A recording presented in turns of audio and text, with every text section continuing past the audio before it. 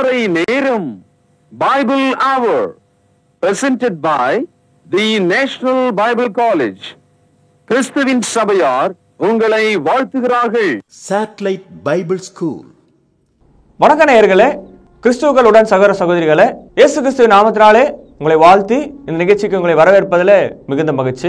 தொடர்ந்து நாம் தி search manuals சபையின் கையேடுகளை குறித்து தொடர்ந்து நாம் படித்துக் கொண்டு வருகிறோம். அதன் தொடர்ச்சியாக இன்றைய நாளிலே தீத்துக்கு எழுதின நிருபத்திலே இது 9வது பாடமா இருக்கிறது. இன்றைக்கு நிலையற்ற ஐஸ்வர்யத்தின் மேல் நம்பிக்கை வைக்காமல் நாம் அனுபவிப்பதற்கு சகலவித நன்மைகளையும் நமக்கு சம்பூர்ணமாய் கொடுக்கிற ஜீவனுள்ள தேவன் மேல் நாம் நம்பிக்கையா இருக்க வேண்டும் என்றும், நாம் எப்படி இந்த உலகத்திலே ஜீவனம் பண்ண வேண்டும், நாம் எப்படி பிறருக்கு நன்மை செய்ய வேண்டும், நாம் எப்படி விசுவாசத்திலும் அன்பிலும் தெளிந்த புத்தியுள்ளவர்களாய் நடக்க வேண்டும் என்பதை குறித்து இன்றைய நாளிலே வேத வசன ஆதாரங்களோடு தெளிவாக இந்த நிகழ்ச்சியில நாம் படிக்க இருக்கிறோம். எனவே அன்பு வேதமானவர்களே, கடந்த சில வாரங்களாகவே நாம் சபையின் கையேடுகளை மிகவும் சிறப்பான முறையிலும் வல்லமையான வேத வசன ஆதாரங்களோடு தெளிவாக நாம் படித்துக் கொண்டு வருகிறோம். தொடர்ந்து நீங்கள் இந்த நிகழ்ச்சியை கேட்டு மாத்திரம் விட்டுவிடாமல் மீண்டும் இந்த நிகழ்ச்சிகள் எல்லாம் நீங்கள் பார்க்க விரும்பினால் பைபிள் அவர் டிவி என்ற யூடியூப் சேனல் வழியாகவும் Facebook வாயிலாகவும் நீங்கள் தொடர்ந்து நிகழ்ச்சியை பார்க்கலாம். தொடர்ந்து நிகழ்ச்சியை பாருங்கள், ஆரோக்கியமான உபதேசத்தை பின்பற்றுங்கள், மனம் திரும்பி தேவனுடைய கிருபையாக ரட்சிப்பை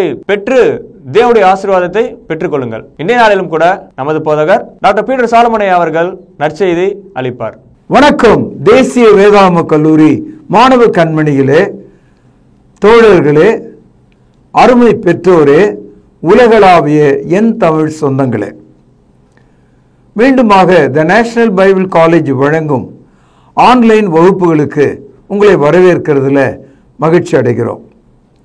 இந்த நாட்களில் ஒரு விவசாயி ஆழமாக தன் நிலத்தை உழுவது போலவும் அதை பரம்பிடித்து தண்ணீரால் நிரப்புவது போலவும் அதை விதை போடுவதற்கு ஆயத்தம் செய்வது போலவும் நாம் தீத்து என்ற இந்த புத்தகத்தை படிக்கிறோம்.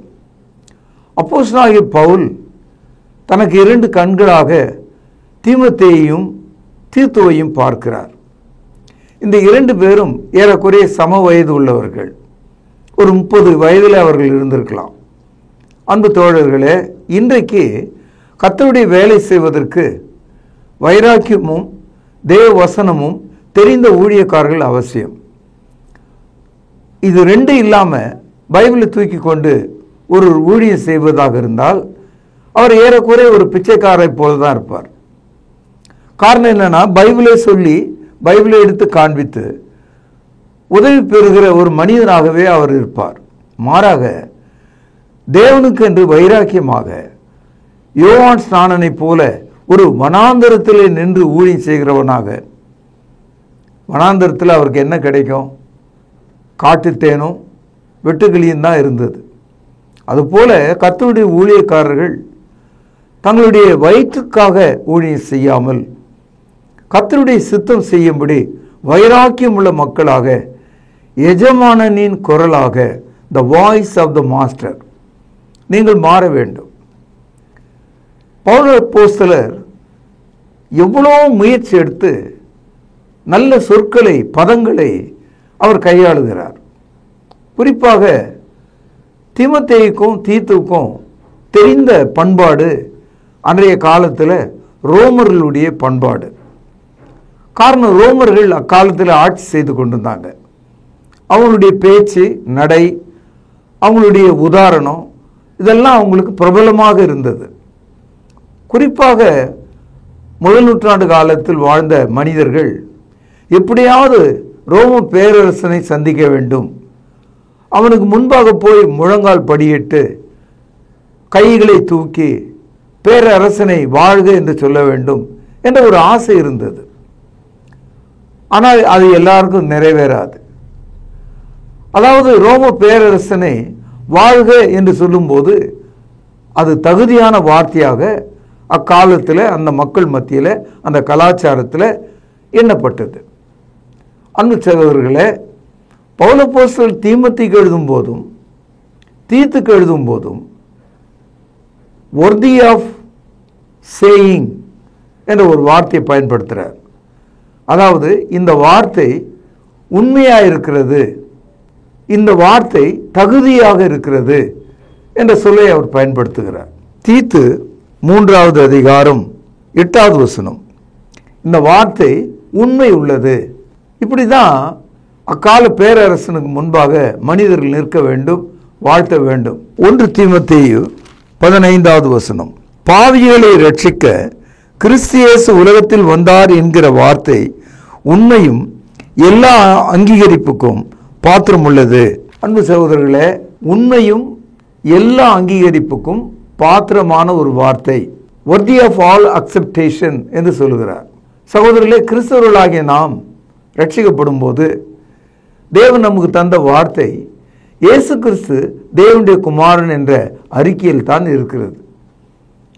யோனாவின் குமாரனாகிய சீமோனே, நீ பாக்கியவான், இதை மாம்சமும் இரத்தமும் உனக்கு வெளிப்படுத்தவில்லை, பரலோகத்தில் உள்ள தேவன் இதை உனக்கு வெளிப்படுத்தினார். மத்தேயு 16ஆம் அதிகாரம் 17வது வசனம், God revealed this word என்று சொல்கிறார். அதாவது இயேசு கிறிஸ்து தேவனுடைய குமாரன் என்ற அந்த வார்த்தையை மனிதர்களுடைய அறிவினால், மூளையினால், சமுதாயத்தினால் கற்றுக்கொள்ளவில்லை, பரலோகத்தில் உள்ள தேவன் அதை உனக்கு தந்தார் என்று சொல்கிறார். அதுபோல கர்த்தருடைய வார்த்தையை ஒருவருக்கொருவர் எடுத்து போதிக்கும் போது கர்த்தருக்கு முன்பாக ஆவியினால் வழி நடத்தப்படுகிற அந்த வார்த்தைகளை பேசுகிறோம் என்பதை நாம் புரிந்து கொள்ள வேண்டும். தீத்து 3வது அதிகாரம் 8வது வசனம், இந்த வார்த்தை உண்மை உள்ளது. உண்மையுள்ள வார்த்தையை நாம் பேசுகிறோம், தேவனுக்கு முன்பாக பேசுகிறோம். 2 கொரிந்தியர் 4வது அதிகாரம் 2வது வசனம், பக்கம் 247, வெட்கமான அந்தரங்க காரியங்களை நாங்கள் வெறுத்து தந்திரமாய் நடவாமலும், கவனிங்க, தேவ வசனத்தை புரட்டாமலும் சத்தியத்தை வெளிப்படுத்துகிறதுனாலே தேவனுக்கு முன்பாக எல்லா மனுஷருடைய மனசாட்சிக்கும் எங்களை உத்தமர் என்று விளங்க பண்ணுகிறோம். உத்தமமான வார்த்தையை, உண்மையுள்ள வார்த்தையை பேசுகிற மனிதன் தேவனுக்கு முன்பாக நிற்கிறான், மனுஷர்களுக்கு முன்பாக நிற்கிறான். அந்த வார்த்தையை பேசும்போது தேவன் அதை கவனிக்கிறார். மனிதர்களுடைய மனசாட்சிக்கு முன்பாக அந்த வார்த்தை பேசப்படுகிறது. பேசுகிற மனிதன் தந்திரமாகவோ மறைவாகவோ ஒன்றை வைத்து பேசாமல் தேவனுக்கு முன்பாக வெளிரங்கமாக பேசுகிறவனாக இருக்கிறான். சகோதரர்களே, இன்றைக்கு ஊழியக்காரர்களை நாம் பார்க்கிறோம். தொலைக்காட்சியில் வருகிற, வலம் வருகிற இந்த நட்சத்திரங்களை பார்க்கிறோம். கூச்ச நாச்சம் இல்லை. வாயின் வார்த்தைகளை எப்படி பேசுகிறார்கள், யாருக்காக பேசுகிறார்கள், எப்படிப்பட்ட உண்மையை பேசுகிறார்கள் என்று நாம் கவனிக்கிறோம். முதலாவது, when you speak, you are speaking before God and you are speaking before the conscience of men. Nothing to be hidden. ஏதாவது மறைக்கக்கூடிய விஷயம் எதுவுமே இல்லை. ஆகவே இந்த வார்த்தை உண்மை உள்ளது. தேவனிடத்தில் விசுவாசமாய் இருக்கிறவர்கள் நற்கிரியைகளை செய்ய ஜாக்கிரதையாய் இருக்கும்படி நீ இவைகளை குறித்து திட்டமாய் போதிக்க வேண்டும் என்று விரும்புகிறேன். இவைகளே நன்மையும் மனுஷருக்கு பிரயோஜனமானவைகள். அதாவது தீத்து 1ஆம் அதிகாரத்தில் கிரேத்தா தீவில் சபையை ஒழுங்குபடுத்தும்படி, சீர்படுத்தும்படி, மூப்பர்களை நியமிக்கும்படி அப்போஸ்தலனாகிய பவுல் தீத்துக்கு கட்டளையிடுகிறார். இப்பொழுது அந்த மூப்பர்கள் மட்டுமல்ல, அங்குள்ள சபைகளுக்கு என்ன போதிக்க வேண்டும் என்றும் சொல்லுகிறார். இப்பொழுது ஞானஸ்தானம் எடுத்த மக்கள் ஒரு கூட்டமாக இருக்கிறார்கள். அவர்கள் என்ன செய்வார்கள்? 4 பெண் ஒன்றாய் சேர்ந்தால் தெருவில் என்ன பேசுவார்கள்? புரளி பேசுவார்கள். அந்த வீட்டில் இப்படி, இந்த வீட்டில் இப்படி, அவ இப்படி, இவ இப்படி, ஒருவருக்கு ஒருவர் தலையில பேன் பார்ப்பது போல அவர்கள் பேச ஆரம்பிச்சிருவாங்க. அதே போலதான் சபை என்ற அளவில் ரட்சிக்கப்பட்ட மக்கள் ஒன்றாக கூடும்போது நாம் அப்படியே அவர்களை விட்டுவிட்டால் அவர்கள் ஏதாவது ஒன்றை பேசி தங்களை கெடுத்துக் கொள்வார்கள், பாவத்துக்குள்ளே சென்று விடுவார்கள். ஆகவே தீத்துக்கு சொல்கிறார், திட்டமாய் இவைகளை நீ போதிக்க வேண்டும். திட்டம்னா என்ன? அப்ரூவ்டு பிளான், புதிய ஏற்பாடு சபை, சபையில் உள்ள ஒழுங்கு, தொழுகை, வேத வாசிப்பு, பாடல், ஜெபம், கர்த்தருடைய பந்தி, ஜீவனுள்ள காணிக்கை, இவைகளை எல்லாம் குறித்து திட்டமாக, மிக தெளிவாக, ஆரோக்கியமாக, உணரும்படியாக, புரிந்து வாழும்படியாக, தவறவிடாமல் நீ அவர்களுக்கு திட்டமாக போதிக்க வேண்டும். இதை தவிர நல்ல போதனை எதுவுமே இல்லைன்றார். பாருங்கள், இவைகளே நன்மையும் மனுஷருக்கு பிரயோஜனமானவைகள். அன்பு சகோதரர்களே, சபைனா நம்ம எதை பற்றி படிக்கிறோம், எதை பற்றி கேட்குறோம்? பல சமயங்களில் சபைகள் பொய் சாட்சிகளையும் பொய் தகவல்களையும் பிற மதங்களையும் பிற பாடல்களையும் படித்து யோசித்து சிலாகித்து வருவதை நம்ம பார்க்கிறோம். But when you are gathered together as a Christian in the church, you must learn to do good. நன்மை செய்ய முதலாவது கற்றுக்கொள்ளுங்கள்.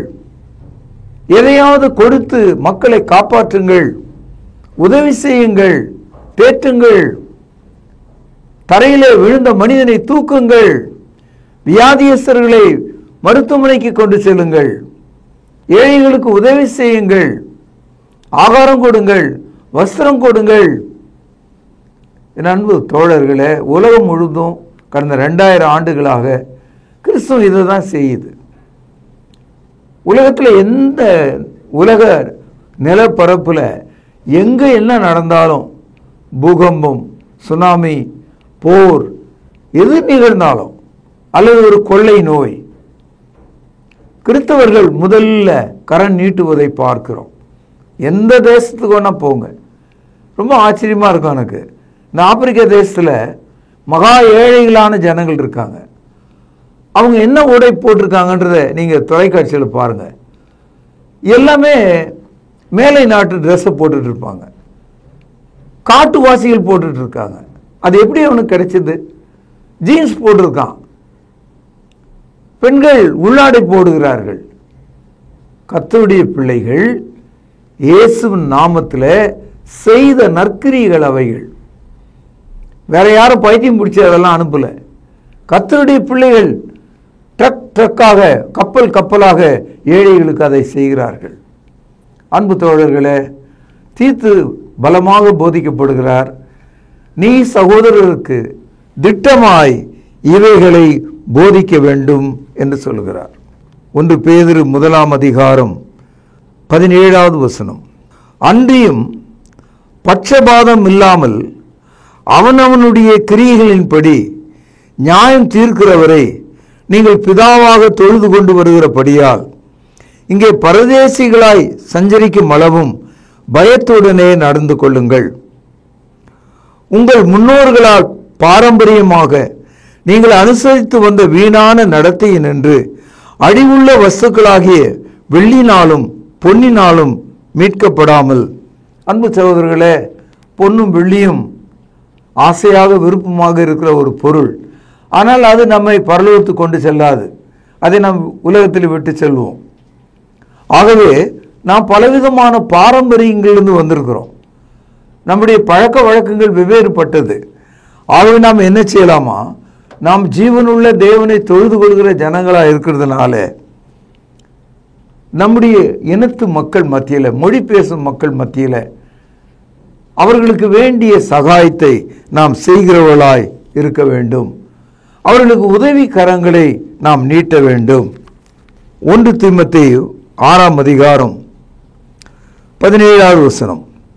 இவ்வுலகத்தில் ஐஸ்வர்யம் உள்ளவர்கள் இருமாப்பான சிந்தை உள்ளவர்களாய் இராமலும் நிலையற்ற ஐஸ்வர்யத்தின் மேல் நம்பிக்கை வைக்காமலும் நாம் அனுபவிப்பதற்கு சகல வித நன்மைகளையும் நமக்கு சம்பூர்ணமாய் கொடுக்கிற ஜீவனுள்ள தேவன் மேல் நம்பிக்கை வைக்கவும், நன்மை செய்யவும், நற்கிரியைகளில் ஐஸ்வர்யம் உள்ளவர்களாகவும் தாராளமாய் கொடுக்கிறவர்களும் உதாரத்துவம் உள்ளவர்களாய் இருக்கவும், நித்திய ஜீவனை பற்றி கொள்ளும்படி வருங்காலத்துக்காக தங்களுக்கு நல்ல ஆதாரத்தை பொக்கிஷமாக வைக்கவும் அவர்களுக்கு கட்டளையிடு.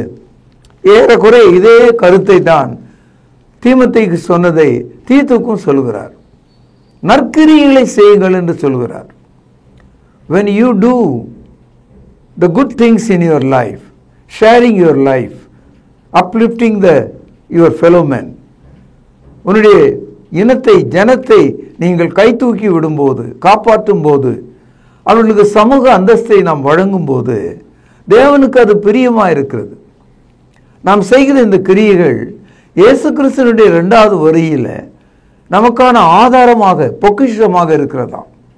அதனால நற்கிரியைகளை செய்ய மக்களை பழக்கப்படுத்து என்று சொல்கிறார்.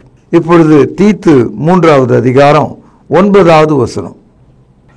புத்தியீனமான தர்க்கங்களையும் வம்ச வரலாறுகளையும் சண்டைகளையும் நியாயப்பிரமாணத்தை குறித்து உண்டாயிருக்கிற வாக்குவாதங்களையும் விட்டு விலகு, அவைகள் அப்பிரயோஜனமும் வீணுமாயிருக்கும். 4 விஷயங்களை சொல்றார். ஆங்கிலத்தில் வெயின் அப்படின்னா வீண், பயனற்றது என்று சொல்கிறார். எது வீண்? ஏன் அது வீணாக இருக்கிறது? இன்னைக்கு சபைகளில் ஒருத்தர் குடுமி சண்டை போடுறாங்க. ஒரு சபையும் மற்றவர்களை தாக்குகிறார்கள், தவறாக பேசுகிறார்கள். அடிப்படையில் எல்லா சபைகள் மத்தியிலும் பெரும் பிரச்சனை ஒன்று இருக்கிறது. ஏன்னா பைபிள் முழுக்க 2 ஏற்பாடுகளை உடையது. ஒன்று பழைய ஏற்பாடு, இன்னொன்று புதிய ஏற்பாடு. பழைய ஏற்பாட்டையும் படிக்கணும், புதிய ஏற்பாட்டையும் படிக்கணும். புதிய ஏற்பாட்டு சட்டங்களுக்கு கீழ்ப்படியணும், பழைய ஏற்பாட்டு சட்டங்களுக்கு விசுவாசம் வைக்கணும். பழைய ஏற்பாட்டு சட்டங்கள் எதையும் நாம் இப்போ கைக்கொள்வதில்லை. ஏனென்றால் நாம் பலி செலுத்துவதில்லை, நமக்கு பலிப்பீடம் இல்லை, நமக்கு ஆசாரியர்கள் இல்லை, நாம் மிருக பலிகளை செலுத்துவதில்லை, தசம்பாகங்களை கொடுப்பதில்லை. ஆகவே அதெல்லாம் பழைய ஏற்பாடு. பழைய ஏற்பாடை நிறைவு செய்வதற்காக தான் இயேசு இந்த உலகத்துக்கு வந்தார். வேதாமத்தில் உள்ள பழைய ஏற்பாட்டில் உள்ள எல்லா வசனங்களையும் நிறைவேற்றுவதற்காகவே வந்தேன் என்று சொல்கிறார். மத்தேயு 5ஆம் அதிகாரம் 19வது வசனம்.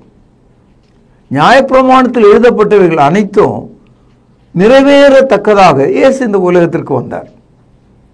இயேசு சிலுவையில் மரித்த போது நியாயப்பிரமாணத்தை நிறைவேற்றி நமக்கு ஒரு புதிய பிரமாணத்தை தருகிறார். As Christ died on the cross, he fulfilled the old law. As Christ raised from the grave, he gave the new law. இப்பொழுது நாம் புதிய பிரமாணத்தின் கீழே இருக்கிறோம். அதுக்காக பழைய ஏற்பாட்டை கையில் வைக்கக்கூடாது, படிக்கக்கூடாது, அதை உதாரணங்களை நினைக்கக்கூடாது, சாட்சிகளை தெரிந்து கொள்ளக்கூடாது என்று அர்த்தம் அல்ல. பழைய ஏற்பாடு என்று நாம் படிக்கும்போது மோசே இஸ்ரவேலுக்கு கொடுத்த அந்த கட்டளைகள் அது நிறைவேறிவிட்டது. அப்படி நிறைவேறின அந்த கட்டளைகளை இன்னை வரைக்கும் கிறிஸ்தவத்தில் உள்ள 3வது பிரிவு மக்கள் மிக தாராளமாக கை கொள்ளுவாங்க. நீங்கள் தொலைக்காட்சியில் உட்கார்ந்து ஒவ்வொரு பிரசங்கத்தை நீங்கள் கேட்டீங்கன்னா ஏதோ ஒரு ஆசீர்வாத சட்டத்தை ஆதியாகமத்திலிருந்து ஏசாயா வரைக்கும் ஏதாவது ஒரு தீர்க்கதரிசன புத்தகத்திலிருந்து எடுத்து காண்பிப்பாங்க. புதிய ஏற்பாட்டின்படி ஒரு மனிதன் எப்படி ரட்சிக்கப்பட வேண்டும், ஏன் ரட்சிக்கப்பட வேண்டும், பாவ மன்னிப்பு எங்கே கிடைக்கிறது, தொழுகை எப்படி செய்ய வேண்டும், இயேசு கிறிஸ்துடைய வருகை எப்படி நம்ம கவனிக்கணும், வேதத்தை எப்படி பகுத்து படிக்கணும், யாருமே போதிக்க மாட்டாங்க. ஏன்னா அவங்களுக்கு அந்த ஆதாரமே இல்லை. ஒவ்வொரு சபையும் ஒரு பழைய ஏற்பாட்டு பேரை தான் தன்னுடைய சபையின் பெயராக வைத்திருக்கிறாங்க. இப்படிப்பட்ட மக்களை விட்டு நாம் விலக வேண்டும். லூக்கா எழுதிய சுவிசேஷம் 5வது அதிகாரம் 36வது வசனம். அவர்களுக்கு ஒரு உவமையும் சொன்னார். ஒருவனும் புதிய வஸ்திரத்துண்டை பழைய வஸ்திரத்தின் மேல் போட்டு இணைக்க மாட்டான். இணைத்தால் புதியது பழையதை கிழிக்கும். புதிய வஸ்திரத்துண்டு பழைய வஸ்திரத்துக்கு ஒவ்வாது. ஒருவனும் புது திராட்சை ரசத்தை பழந்தூர்த்திகளில் வார்த்து வைக்க மாட்டான். வார்த்து வைத்தால் புது ரசம் துருத்திகளை கிழித்து போடும். ரசமும் சிந்திப்போம், துருத்திகளும் கெட்டுப்போம். புது ரசத்தை புது துருத்திகளில் வார்த்து வைக்க வேண்டும். அப்பொழுது இரண்டும் பத்திரப்பட்டிருக்கும். அன்றியும் ஒருவனும் பழைய ரசத்தை குடித்தவுடனே புது ரசத்தை விரும்ப மாட்டான். பழைய ரசமே நல்லது என்று சொல்லுவான். நமது ஆண்டவர் பழைய ஏற்பாட்டையும் புதிய ஏற்பாட்டையும் அனுபவிக்கிற, கை கொள்கிற உங்களையும் என்னையும் பார்த்து இந்த உதாரணத்தை சொல்கிறார். பழைய துணி பழைய ஏற்பாடு, புதிய துணி புதிய ஏற்பாடு. நீங்கள் ரெண்டையும் சேர்த்து இணைச்சிங்கன்னா, தச்சிங்கன்னா, புதியது பழையதை கிழித்து விடும், ரெண்டுமே கிழிந்து போய்விடும். இப்போ உங்களுக்கு விளங்கியிருக்கும். அதே போல பழைய ரசம் புதிய ரசம், பழைய துருத்தி புதிய துருத்தி. புதிய துருத்தியில தோல் பையில புது ரசத்தை ஊற்றி வச்சிங்கன்னா அந்த ரசம் உள்ளே உப்பினாலும் ரசாயன மாறுதல் அடைந்தாலும் இந்த தோல் பை விரிவடைந்து தாங்கும். பழைய துருத்தியில அந்த தோல் பை நைந்து போயிருக்கும். அதில் புது ரசத்தை ஊற்றி வச்சிங்கன்னா அந்த ரசம் ரசாயன மாறுதல் அடைந்து உப்பும் போது அந்த பழைய துருத்தி லேசாக வீரல் விட்டு கிழிந்து ரசமும் சிந்தி போயிடும், எல்லாமே கெட்டு போயிடும். அதுபோல பழைய துருத்தியாக பழைய ஏற்பாட்டுக்குள்ள புது ரசமாகிய கிறிஸ்துவின் உபதேசத்தை நீங்கள் ஊற்றி வைக்க முடியாது. மூன்றாவதாக இயேசு சொல்கிறார், பழைய ரசத்தை குடித்த ஆளு புது ரசத்தை விரும்ப மாட்டான். இன்னைக்கு நீங்க பாருங்க, பழைய கல்லை குடித்தவன் புது கல்லை கொடுத்தால் வேண்டாம்னு சொல்லுவான். அதே மனநிலை தான் பழைய ஏற்பாட்டின்படி நடக்கிறவர்கள். அவர்கள் இன்னும் யூதர்கள் கூட கிடையாது, ஒரு காரணம் இல்லாம தவறு செய்யக்கூடிய மக்கள். பழைய ஏற்பாடு நல்லது என்று சொல்லக்கூடிய கிறிஸ்தவத்தில் இந்த மூன்றாவது பிரிவு போதகர்களை நீங்கள் கண்கூடாக பார்க்கலாம், தினமும் பார்க்கலாம். சகோதரர்களே, இப்படிப்பட்ட மக்கள் தங்களுடைய வைராக்கியத்தை நிலைநாட்ட ஓங்கி கதறுவாங்க, கத்துவாங்க. இப்படிப்பட்டவர்களுடைய செய்தி தான் ஒளிபரப்புறதுக்கு இந்த தொலைக்காட்சிகளும் கூட தயாரா இருக்கு. பாருங்கள், 1 தீமோத்தேயு 1வது அதிகாரம் 7வது வசனம். தாங்கள் சொல்லுகிறது என்னதென்றும் சாதிக்கிறது என்னதென்றும் அறியாதிருந்தும், கவனிங்க, நியாயப்பிரமாண போதகராயிருக்க விரும்புகிறார்கள். They want to be the teachers of the Old Testament. கவனிச்சிங்களா? பழைய ஏற்பாட்டை படிக்கணும், பழைய ஏற்பாடில் உள்ளவைகளை எல்லாம் விசுவாசிக்கணும். ஆனால் கிறிஸ்தவர்களாகிய நாம் போதித்து கீழ்ப்படிவதற்கு புதிய ஏற்பாட்டின் கீழ் தான் இருக்கணும். பழைய ஏற்பாட்டை நம்ம கை கொண்டு அதன்படி நடக்கிறதா இருந்தால் இயேசு கிறிஸ்து மரித்தது வீணா இருக்குமே. பழைய ஏற்பாட்டு மூலமா நமக்கு நீதி கிடைக்குமானால் கிறிஸ்துவனுடைய மரணம் வீண் என்று சொல்லுகிறார். கலாத்தியர் 2ஆம் அதிகாரம் 21வது வசனம். நான் தேவனுடைய கிருபையை வீணாக்குவதில்லை. நீதியானது நியாயப்பிரமாணத்தினால் வருமானால் கிறிஸ்து மரித்தது வீணா இருக்குமே.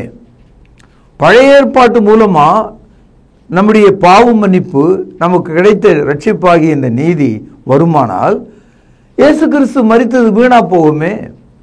பழைய ஏற்பாட்டில் அது கிடைக்கலன்றதுனால தான் கிறிஸ்து நமக்காக சிலுவையில் அதை நிறைவேற்றி புதிய ஏற்பாட்டை நமக்கு தருகிறார்.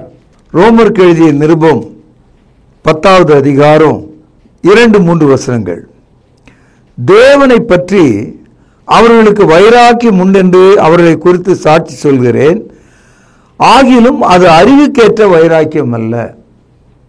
இந்த போதகர்கள் ரொம்ப வைராக்கியமா இருக்கிறாங்க, ஆனால் அது அறிவுக்கேற்ற வைராக்கியம் இல்லை. இப்பொழுது 3வது வசனம் பாருங்கள். ஏனென்றால் அவர்கள் தேவ நீதியை அறியாமல் தங்கள் சுய நீதியை நிலைநிறுத்த தேடுகிறபடியால் தேவ நீதிக்கு கீழ்ப்படியாது இருக்கிறார்கள். புதிய ஏற்பாடு தேவ நீதியை நமக்கு வெளிப்படுத்துகிறது. 4வது வசனம் பாருங்கள். விசுவாசிக்கிற எவனுக்கும் நீதி உண்டாகும்படியாக கிறிஸ்து நியாயப்பிரமாணத்தின் முடிவாக இருக்கிறார். கவனிச்சிங்களா? ஆக இயேசு கிறிஸ்து பழைய ஏற்பாட்டினுடைய முடிவாக இருக்கிறார். இப்பொழுது நாம் புதிய ஏற்பாட்டின் கீழ் இருக்கிறோம். புதிய ஏற்பாடு இயேசுவின் இரத்தத்தாலே நமக்கு பாவ மன்னிப்பையும் நீதியையும் பரிசுத்தாவையும் திருச்சபையும் நமக்கு கொடுக்கிறது. அன்பு தோழர்களே, இந்த ரெண்டையும் மிக்ஸ் பண்ணிங்கன்னா, ரெண்டையும் கலந்தீங்கன்னா, பழைய துணி புதிய துணியை கிழிச்சது, பழைய துருத்தி புதிய துருத்தியை ஒன்று நாசமாக போச்சு, ரசமும் வீணாக போச்சு, பழையதை குடித்தால் புதியதை விரும்ப மாட்டான். இதெல்லாம் நீங்கள் புரிஞ்சுக்கணும். இப்பொழுது தீத்து 3வது அதிகாரம் புத்தியினமான தர்க்கங்களையும் வம்ச வரலாறுகளையும் சண்டைகளையும், கவனிங்க, நியாயப்பிரமாணத்தை குறித்து உண்டாயிருக்கிற வாக்குவாதங்களையும் விட்டு விலகு. நியாயப்பிரமாணத்தை கொண்டு வாக்குவாதம் பண்ணிக்கிட்டே இருப்பாங்க. அதனால தான் தசம்பாகம் தசம்பாகம் கத்திக்கிட்டே இருப்பான். நீ தசம்பாகம் கொடுக்கலன்னா மோட்சம் போக மாட்டேன்னு தைரியமாக போதிக்கக்கூடிய ஆளாக இருப்பான். இன்னைக்கு அதான் நடக்குது. தசம பாகத்தை விட அதிகமாக நாம் காணிக்கை கொடுக்கணும், விசுவாசம் உள்ள காணிக்கையை கொடுக்கணும், மனப்பூர்வமான காணிக்கையை கொடுக்கணும், உற்சாகமாக கொடுக்கணும். கொஞ்சமாய் விதைக்கிறவன் கொஞ்சமாய் தான் அறுப்பான், பெருக விதைக்கிறவன் பெருக அறுப்பான். இதெல்லாம் புதிய ஏற்பாட்டு போதனை. 10ல் 1 எண்ணி கர்த்தருக்கு முன்பாக வீசி எறிவது காணிக்கை அல்ல. என் அன்பு சகோதரர்களே, இப்படிப்பட்ட விஷயங்களை குறித்து புத்தியீனமான தர்க்கங்கள் அப்படின்னா என்ன அர்த்தம்? இதே சண்டை, இதையே பேசி தீர்த்துட்டு இருக்கிறது, நாளெல்லாம் இதே பேசிட்டு இருக்கிறது. புத்தியீனமான தர்க்கங்களையும், அடுத்தது வம்ச வரலாறுகள். வம்ச வரலாறுனா என்ன அர்த்தம்னா, எதையாவது ஒன்று சொல்லி அந்த காலத்தில் அந்த பாஸ்டர் சொன்னார், அன்னைக்கு எங்களுக்கு அப்படி தான் சொன்னாங்க, ஒரு வம்ச வரலாறு, ஒரு ஜீனியாலஜியை பேசுறது. இன்றைக்கும் இந்த பைபிளை எடுத்துக்கிட்டு வம்ச வரலாறுகளை பேசுறவர்கள் இருக்காங்க. சிலுவைக்கு முன்னால் சொல்லப்பட்ட சில விஷயங்களை நீங்கள் கை கொள்ள முடியாது. சிலுவைக்கு பின்னால சபை காலத்தில் சொல்லப்பட்டவைகளை தான் நம்ம கை கொள்ள முடியும். அதனால பழைய ஏற்பாடு என்று நாம் சொல்லும்போது இயேசு கிறிஸ்துனுடைய சிலுவை மரணத்துக்கு வரைக்கும் இருக்கிறது எல்லாமே பழைய ஏற்பாடு தான். அதாவது மத்தேயு 27வது அதிகாரம், மார்க்கு 15வது அதிகாரம், லூக்கா 23வது அதிகாரம், யோவான் 19வது அதிகாரம். இந்த 4 அதிகாரங்களுக்கு முன்னால் இருக்கிற எல்லா விஷயங்களும் பழைய ஏற்பாட்டின் அனுபவங்களாக தான் இருக்கும். இயேசு கிறிஸ்து அன்றைக்கு சொன்ன அந்த யூதர்களுக்கு சொன்னவைகளை நீங்கள் எடுத்துக்கொள்ள முடியாது. அதனால தான் நீங்கள் சத்தியத்தை பகுத்து படிக்கணுன்றார். நீ வெட்கப்படாத ஊழியக்காரனாக இருக்கிறதா இருந்தால் சத்திய வசனத்தை நிதானமாக பகுத்து போதிக்கிறவனா இருக்க வேண்டும். 2 தீமோத்தேயு 2வது அதிகாரம் 15வது வசனம். ஆகவே புத்தியீனமான தர்க்கங்களையும் வம்ச வரலாறுகளையும் சண்டைகளையும் நீங்கள் விட்டு விடுங்கள். Do not war with anyone. No more fighting. Have peace in your heart. 10வது வசனம் பாருங்கள். நம்ம மனசை கொஞ்சம் திடப்படுத்திக்கிட்டு தான் அந்த வசனத்தை நம்ம படிக்கணும். ஆண்டவர் சொல்கிற அந்த கருத்தை கவனிங்க. பரிசுத்த ஆவியானவர் நமக்கு என்ன சொல்கிறார் என்று கவனிங்க. பாருங்க 10வது வசனம். வேத புரட்டனாக இருக்கிற ஒருவனுக்கு, வேத புரட்டன் அப்படின்னா என்ன அர்த்தம்? பைபிள் எடுத்து போதிப்பார், மாற்றி மாற்றி போதிப்பார். இப்போது இந்த கிறிஸ்தவத்தில் யெகோவா சாட்சிகள் ஒருத்தருக்காங்க. இயேசுவை அவர்கள் தேவனாக ஒப்புக்கொள்ள மாட்டாங்க. அவரை ஒரு தூதனாக அவர்கள் போதிக்கிறாங்க.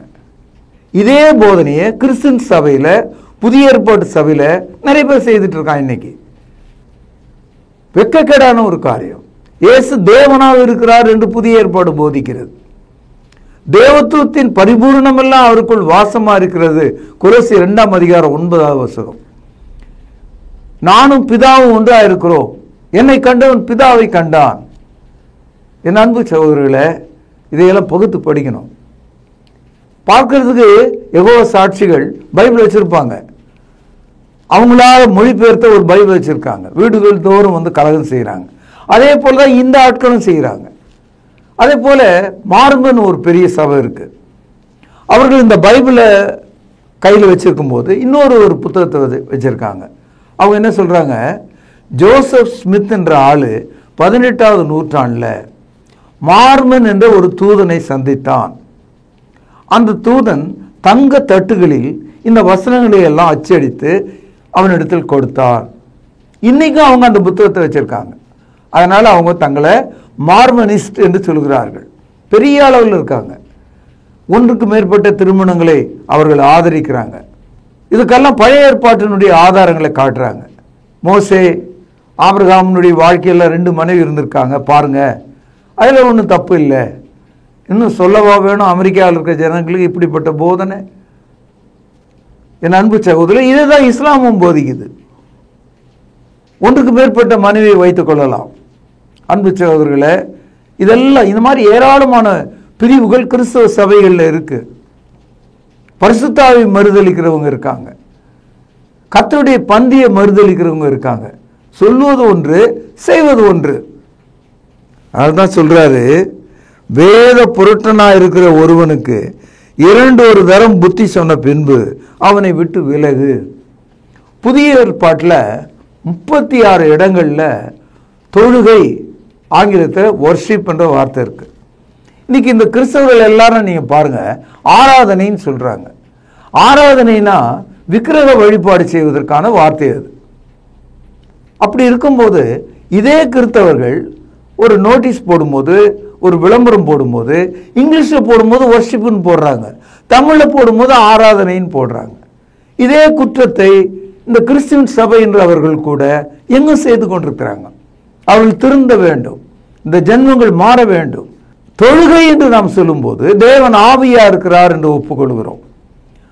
ஆராதனை என்று நாம் சொல்லும்போது தேவன் மாம்சமா இருக்கிறார் என்று நாம் சொல்கிறோம். அன்பு சகோதரர்களே, இந்த நாளில இந்த வார்த்தை உண்மையானது. இதை கிரகித்து கொள்ள தேவன் பேராற்றலை உங்களுக்கு வழங்க வேண்டும் என்று கேட்டு நிறைவு செய்கிறேன். பிரார்த்தனை செய்வோம். அன்பான தகப்பனே, இந்த நாளில் நாங்கள் கவனித்த வேத வசனங்கள் மிக ஆழமாகவும் புரிந்து கொள்வதற்கு ஆழமாகவும் இருக்கிறது. ஆண்டவரே, எங்கள் இருதயங்களை சமன் பண்ணும். கர்த்தருடைய வார்த்தைக்கு விரோதமாக நடக்கிறவர்களை குறித்து ஜாக்கிரதையாக அவர்களை விட்டு விலக முடியான பேராற்றலை எங்களுக்கு தாரும். திருச்சபையை ஆசீர்வதியும் காப்பாற்றும். ஆண்டவர் இயேசுவின் நாமத்தில் ஜெபம் கேளும் ஜீவனுள்ள எங்கள் நல்ல பிதாவே, ஆமென். அன்பானவர்களே, புதிய ஏற்பாட்டு தொழுகைக்கு திரும்புங்கள். இடம் YMCA வளாகம், ஹைகோர்ட் எதிரில், பிரதி ஞாயிறு காலை 11 மணி அளவில் அன்புடன் அழைக்கிறோம். Come and worship with us every Sunday at 11 a.m. YMCA Hall, opposite High Court, Parish Corner. கர்த்தாவே, தேவர்களில் உமக்கு பானவர் யார்? வானத்திலும் பூமியிலும் உமக்கு பானவர் யார்? உமக்கு பானவர் யார்?